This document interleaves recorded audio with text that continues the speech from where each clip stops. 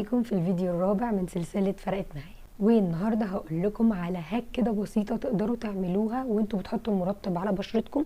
هيفرق جدا جدا جدا في دخول المرطب للمسام والاستفادة منه، وانه ما يخليش اي مرطب يطلع لكم حبوب، باستثناء لو البشرة بتتعرض اساسا للحبوب او المرطب فيه فريجننس او فيه كحول او اساسا هو تقيل على بشرتك، كده كده هيطلع حبوب حتى لو اتشقلبنا.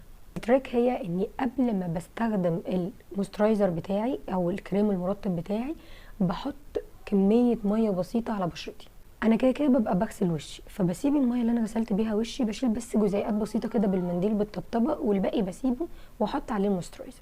الموسترايزر لما بحطه بدفيه في ايدي الاول علشان ما يبقاش تقيل على بشرتي، بعدين ببدا ابوش ان لجوه علشان خاطر كاني بدخل البرودكت للمسام، والكلام ده على كل وشي.